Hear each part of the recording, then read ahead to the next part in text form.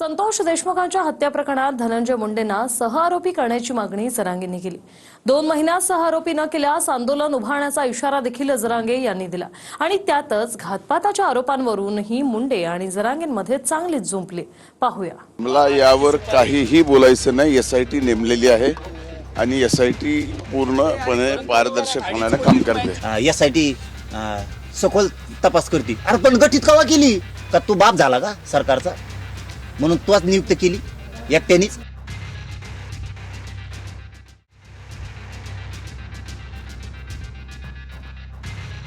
जरांगेंच्या घातपाताच्या आरोपांवरून बोलताना धनंजय मुंडेंनी एसआयटी कडून चौकशी सुरू असल्याचं म्हटलंय। त्यावरून जरांगेंनी मुंडेंचा समाचार घेतला। एसआयटी स्थापनच कधी झाली असा सवाल जरांगेंनी केलाय।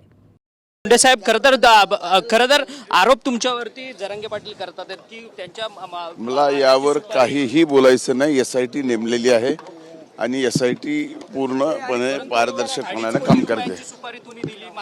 तुम्हाला तरी विश्वास बसेल का? घातपाताच्या प्रकरणामध्ये एसआयटी सखोल तपास करते। अरे पण गठीत कवा केली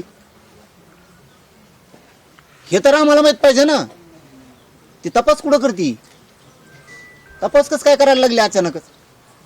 म्हणजे पोलीस महासंचालकांनी सांगायचं किंवा सरकारनं आम्हाला सांगायचं, 2 उपमुख्यमंत्री त्यांनी आम्हाला सांगायचं या प्रकरणात आम्ही एसआयटी नियुक्त करतो का? तू बाप झाला का सरकारचा म्हणून तूच नियुक्त केली एकट्यानेच? नियुक्ती केली तर पत्र कुठे ते? नागपुरात अधिवेशनाच्या पहिल्याच दिवशी धनंजय मुंडेंनी मुख्यमंत्री फडणवीस आणि अजित पवारांची भेट घेतली। या बैठकीत पोलीस महासंचालक रश्मी शुक्लाही होत्या अशी माहिती आपण मतदारसंघातील विकास कामासंदर्भात भेटल्याचं मुंडेंनी सांगितलं। पण विकास कामासंदर्भात बैठक होती तर पोलीस महासंचालक तिथे कशा असे प्रश्न करून जरांगेंनी पुन्हा मुंडेंना घेरलं। मुख्यमंत्री मोदयांची भेट 288 आमदारांपैकी मी एक आहे, तर मी भेटून का? माझ्या मतदारसंघातली काम आहेत। माझ्या मतदारसंघातल्या मायबाप जनतेने मला 1,42,000 मतांनी निवडून दिले आणि मोठी काम आहेत। त्यामुळे माननीय मुख्यमंत्र्यांची भेट घेतली आणि त्यांच्याकडे पत्र दिली। आता ती कामं होतील अशी अपेक्षा। ते परळीचं ते हेंगड परत ते अजितदादा फडणवीस यांची बैठक झाली काल आणि काय म्हणे तर आमची विकास कामावर बैठक झाली। विकास कामाचा आणि पोलीस महासंचालकाचा काय संबंध येतो? आणखी तर राज्यात नाही ऐकलं आम्ही विकास कामाचा एखादा निधी किंवा काम करताना पोलीस महासंचालक तिथं लागतो म्हणून। विकास कामाशी पोलीस महासंचालकाचा संबंध काय? म्हणजे आतून हे काहीतरी शिजवीत येत। आणखी नाही फडणवीस साहेब तुम्हाला सांगतो आणि अजितदादाही सांगतो, नका पापात सहभाग घेऊ।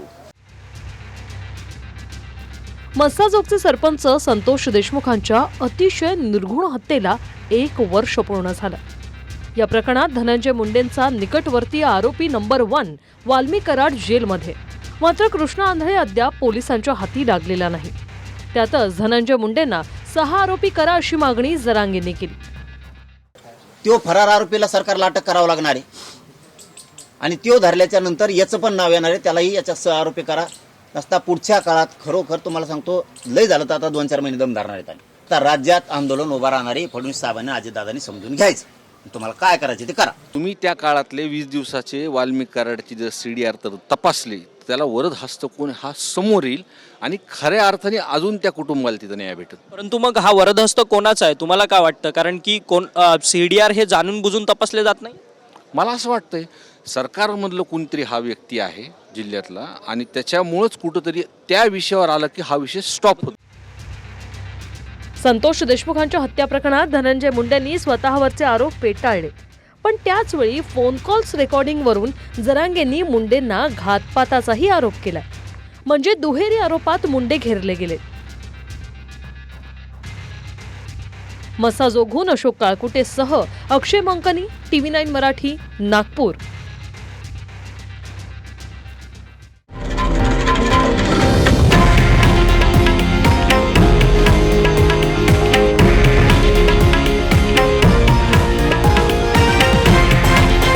हे आहे देशातील नंबर 1 न्यूज नेटवर्क आणि आपण पाहत आहात TV9 मराठी, एकमेव।